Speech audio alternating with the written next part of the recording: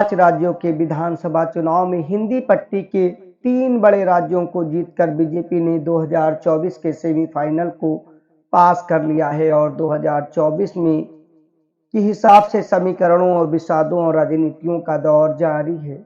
लेकिन इस बीच राजस्थान कांग्रेस के लिए बेशक जीतना मुश्किल था, क्योंकि वहां पर 30 सालों से एक परंपरा था कि हर 5 सालों में सत्ता बदल जाती है। सो बदलनी थी, लेकिन मध्य प्रदेश और छत्तीसगढ़ कांग्रेस को हाथ से गंवाने के बाद बड़ी हार का सामना करना पड़ा है। आखिर कांग्रेस को क्यों हार सहनी पड़ी और क्या हार की वजह रही? क्या 2024 के चुनाव को भी इसी तरीके से हाथ से गंवा सकती है? विश्लेषकों और अलग-अलग तथ्यों और हर सीटों का एक समीकरण और वाजिब एलिमेंट यानी तथ्य आपके सामने रखेंगे। पहले एक नज़र डालते हैं किस विधानसभा में कितनी सीटों पर पिछली बार से कांग्रेस को नुकसान हुआ है या नफा हुआ है, कैसे इन्होंने राज्य गंवाया है। शुरुआत 5 राज्यों में सबसे बड़े राज्य मध्य प्रदेश से, यानी जनसंख्या के लिहाज से क्षेत्रफल में तो राजस्थान बड़ा है। यहाँ पर कुल मिलाकर 230 विधानसभा सीटें होती हैं। 116 सीटों को जीतने वाली पूर्ण बहुमत की सरकार बना लेती है, लेकिन बीजेपी ने पिछली बार से 109 सीटें ज्यादा जीतकर इस बार 163 सीटें प्राप्त की है, यानी बहुमत से काफी ज्यादा। कांग्रेस को भारी नुकसान सहना पड़ा है, वो 66 पर सिमट गई है। इंडिपेंडेंट यानी अदर की खाते में एक सीट गई है। वहीं छत्तीसगढ़ की बात की जाए, क्योंकि मध्य प्रदेश और छत्तीसगढ़ 2000 से पहले एक हुआ करते थे, जब से अस्तित्व में आया है यहाँ पर रमन की सरकार थी, लेकिन पिछले 2018 के चुनाव में भूपेश बघेल ने यहाँ कांग्रेस को बीजेपी को धूल चटाते हुए चारों खाने चित कर दी थी, लेकिन इस बार खुद चित हो गई है। छत्तीसगढ़ में 90 विधानसभा सीटें हैं। 46 जीतने वाले की पूर्ण बहुमत की सरकार होती है। बीजेपी को 54 सीटें मिली हैं, कांग्रेस 35 पर समिट कर रह गई है और बीएसपी के खाते में एक सीट गई है। वहीं छत्तीसगढ़ से अलग अगर राजस्थान की बात की जाए, लोकसभा के लिहाज से भी ये बड़े राज्य हैं। यहाँ लोकसभा की 25 सीटें हैं, लेकिन विधानसभा 2023 में बीजेपी को छत्तीसगढ़ की 199 विधानसभा वाली छत्तीसगढ़ में 100 का आंकड़ा है बहुमत वाला, यानी इसको लाने वाला पूर्ण बहुमत की सरकार बना लेता है। बीजेपी के खाते में 115 गई हैं और कांग्रेस को 70 सीट, इंडिपेंडेंट 8 और अदर के खाते में 6 सीटें गई हैं। लेकिन इस जनादेश के बाद मायावती ने ट्वीट करते हुए पूरे जनादेश पर ही सवाल उठा दिए हैं। सबसे पहले उन पर, उसके बाद हर समीकरण का विश्लेषण करेंगे। मायावती ने कहा है, देश में 4 राज्यों में अभी हाल ही में हुए विधानसभा आम चुनाव के नतीजे आए हैं। एक पार्टी के पक्ष में एक तरफा होने से सभी लोगों को शंकित, अचंभित और चिंतित होना स्वाभाविक है, क्योंकि चुनाव के पूरे माहौल को देखते हुए ऐसा विचित्र परिणाम लोगों के गले के नीचे उतार पाना काफी मुश्किल है। इन्होंने बिना नाम लिए बीजेपी पर हमला किया है। बहरहाल चुनावी माहौल में कुछ भी हो सकता है। मायावती ने दूसरा उसी बात को रिपीट करते हुए ट्वीट किया है, पूरे चुनाव के दौरान माहौल एकदम अलग या कांटे के संघर्ष जैसा दिलचस्प था, किंतु चुनाव परिणाम उससे बिल्कुल विपरीत एक तरफा जीत वाले, यानी कि इनका कहने का मतलब है होकर एक तरफा हो जाना ऐसा रहस्यमय मामला है जिस पर गंभीर चिंतन व उसका समाधान जरूरी है। लोगों की नब्ज पहचानने में भयंकर भूल चुनावी चर्चा का विषय बन गया है। इन्होंने एग्जिट पोल को निशाना साधा है और साथ में बिना नाम लिए शायद ईवीएम पर भी सवाल खड़े किए हैं। बहरहाल जो भी बोलना है खुल के बोलने से चीजें स्पष्ट हो जाती हैं। 3 राज्यों को गंवाने के बाद कांग्रेस के पास तेलंगाना आया है। जी हाँ, दक्षिण में कांग्रेस की बड़ी जीत है और इसकी बधाई भी बननी चाहिए। हमने 3 राज्य इसलिए कहा कि मध्य प्रदेश में पूर्ण बहुमत की कांग्रेस की सरकार बनी थी और कांग्रेस की सरकार बनने के बाद बीजेपी ने वहां कोरोना से पहले सिंधिया को अपने खेमे में ला के जनादेश के विरुद्ध सरकार चलाई थी।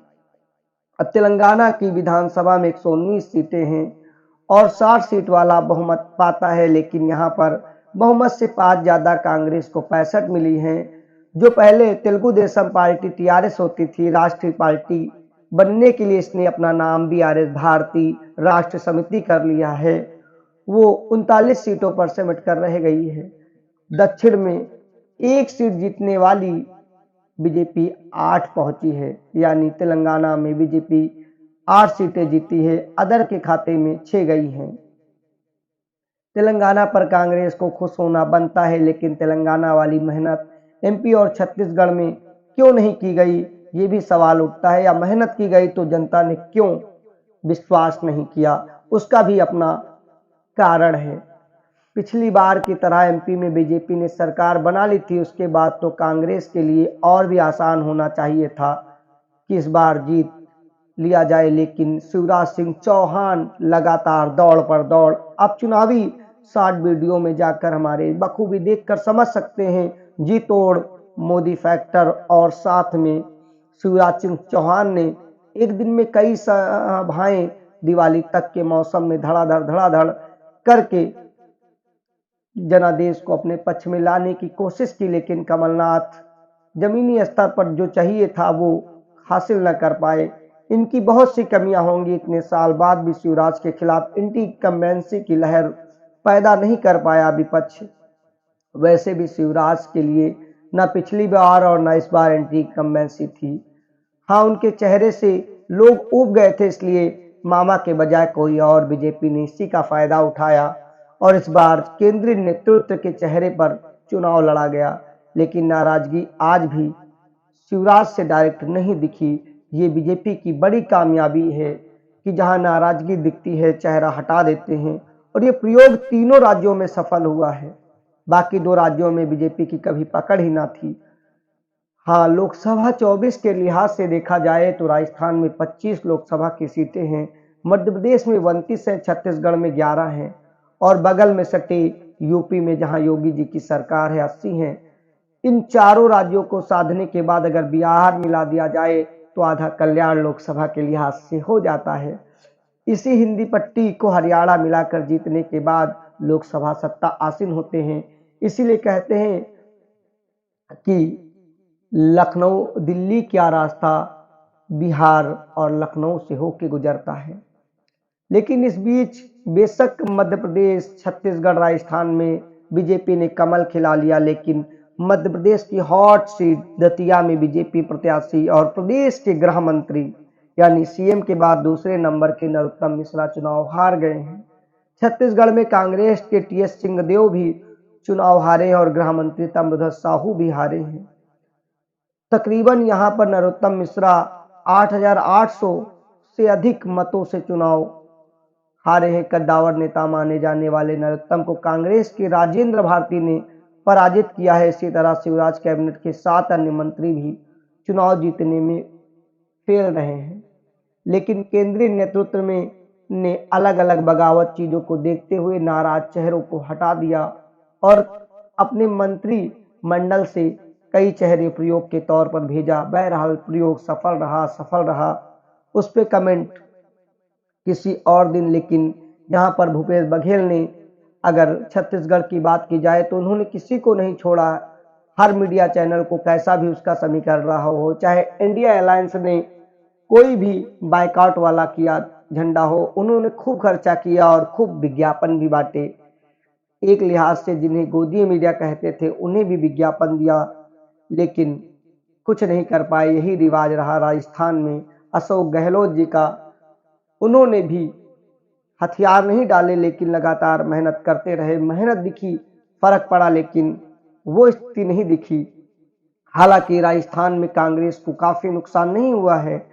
राजस्थान में कांग्रेस को 2018 के मुकाबले 0.23% यानी मामूली सा मत कम मिला है। वोटें तो बहुत मिली हैं, करीब 31 सीटें घट गई हैं 0.2% से। बीजेपी को वहीं 2.93 अमूमन मोटा माटी 3% मत ज्यादा मिले हैं, यानी 100 में पिछली बार से 3। लेकिन सीटें दुगनी हो गई हैं। 91 सिटिंग विधायकों को चुनाव में हार का सामना करना पड़ा है। ये भी बताता है कि कांग्रेस ने कहीं बगावत ना हो जाए, पता नहीं किन डरों से, जिनसे जनता नाराज थी, जिनके खिलाफ माहौल था, उन्हें जरूर टिकट दे दिया और ये भी हार का कुछ कारण हो सकता है, क्योंकि महज 0.3% यानी कि 54 से कम भी प्रतिशत में इन्हें संतोष करना पड़ा है।